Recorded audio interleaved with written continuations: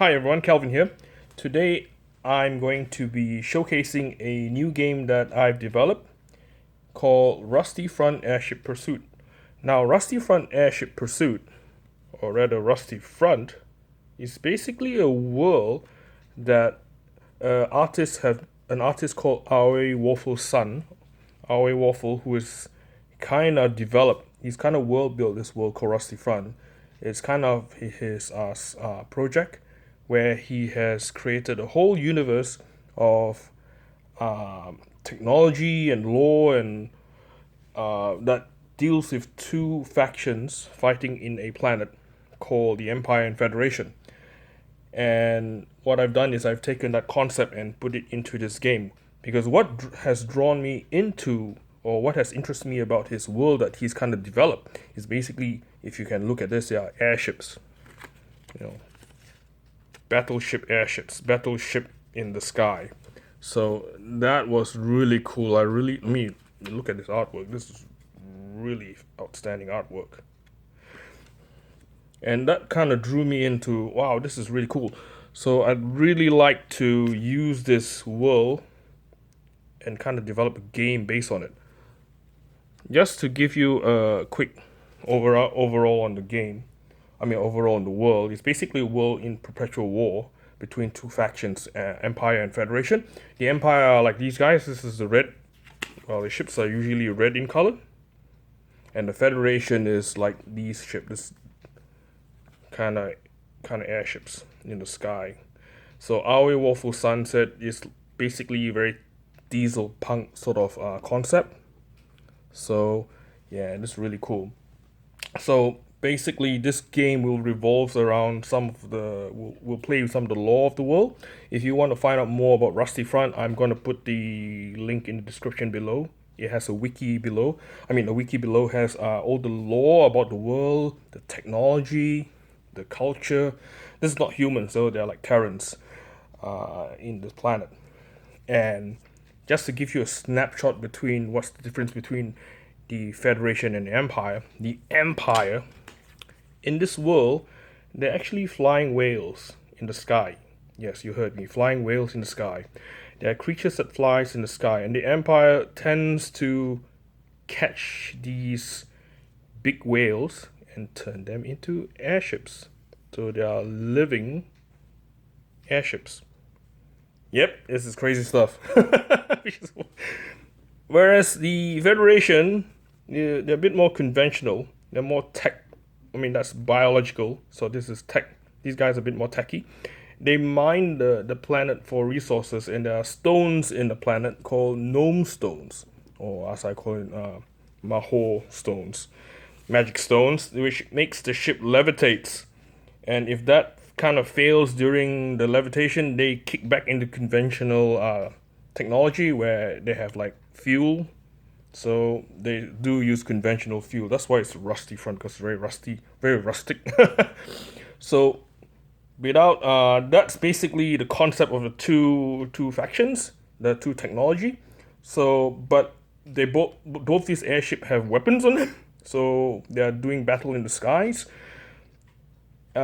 Just to give you a quick summary of the story of this game, what I've come up with is basically the Empire has something called a Chimera project where they try to fuse Terran DNA with the whale DNA for some weird reason. Basically, it's all weapon based.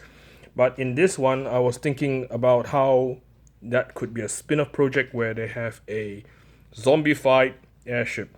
But this particular ship is the one we'll be pursuing. It's called the Aquarius Enemy Heavy Cruiser. It's probably a sister ship from something else called the Acrylis or Eclipse. I'm not sure, but this ship it's like a spin-off from the Chimera project from the lore, and it has regenerative capability. So their armor, that's why I hence call it living armor. So each time they get damaged, they have a chance to regenerate the armor. And whereas the Federation airship, which the player will be playing, is called the Lyria's Pride 2, heavy cruiser class, and it also has armor, but we will have to repair it manually, as in we get materials and repair it. I'll show you how it's done in the game. But basically, think of armor as, in a science fiction setting, as shields. And then obviously then we'll have hull. Once the hull is damaged, that's like a critical hit. So once we lose all the hull, we lose the game. But if the enemy loses all its hull, we win. So I'll just go through a quick setup for you guys, and then I will continue with how to play the game. So setup consists of the movement deck. You can print out the movement deck, cut it, because this is a print and play game. You can print the files in the link in the description below. You have a set of movement, and all these are the movement deck. We'll play based on this. Each turn we'll be drawing a movement. Once you've shuffled the movement, you take the last card, which is the Empire Fleet Protection card, and you put it at the back of the card. Now, before I forget, the concept of this game is your ship is in pursuit of the enemy ship. The enemy ship has been operating in Federation space, and the cover has been blown. So the High Command of the Federation said, we have found out that the enemy has been spying on our lands. Your battle group, or one of your ships, or one of the many ships, are the closest to this particular destroyer. You will have to destroy that ship before it can reach the border and rejoin the enemy fleet. If the enemy ship rejoins the fleet at the end of the movement deck, you lose the game. Okay, that's simple. So shuffle the movement deck, put it on the side. I like to lay out the cards where my ship and the weapons are side by side. We have the radar tracker here, which will tell us how far we are from the enemy ship. We have the enemy ship on the right, and then we have a set of command crew at the bottom here that we can issue orders to kind of make our ship move. This is a management game, so we have to manage our shields and our weapons. So we need the help of the command crew, or our crew, to help make that work. And of course, I print some additional rules here. This is like, we don't have I'll make sure I finish writing the rules. But for now, to play the game, we have some summarized rules here and this video I'm making for you guys to try out the game. Now we only need about minimum 5 tokens. That is to track our hull, our armor. We'll put all the armor on 6 for the enemy, 6 for the enemy hull, and we have a little ship here to represent where our airship will be. You don't have to use these 3 tokens if you don't want to, because once you issue a command, you flip it if you want, or you tap it. It's up to you. But for the purpose of this demo, I like to put a token there to tell you which command I have actually activated, so you guys can have a clear picture of what I'm doing. So that is basically set up, and then finally we draw 3. This is the asset deck.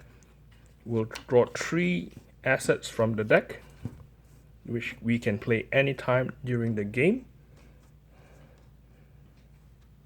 Well, we'll do it like that so you can see the artwork. I want to see Aoi's son's artwork there. And obviously we need a couple of dice. Okay. And we got a dice tray here. So our ship has 3 weapons. The Luria's Pride 2 is basically a carrier as well. It has torpedoes, fighter squadrons, and some turrets, 8 turrets, to fend off itself from attacking enemy fighters that will be coming in to attack us. And then we have a command crew, engineering crew, and gunnery crew. I've laid them out in order. We will be issuing the command crew first before the engineering, and then after that the gunnery crew, then where we will want to shoot the enemy ship. The objective is to destroy that ship, so we want to make sure that little blue token there goes to the end, all 6 of it. So that's basically set up. I will stop the video now, and then we will continue in the next video where I'll make some turns, to show you how to play the game. Thank you very much. See you in the next video.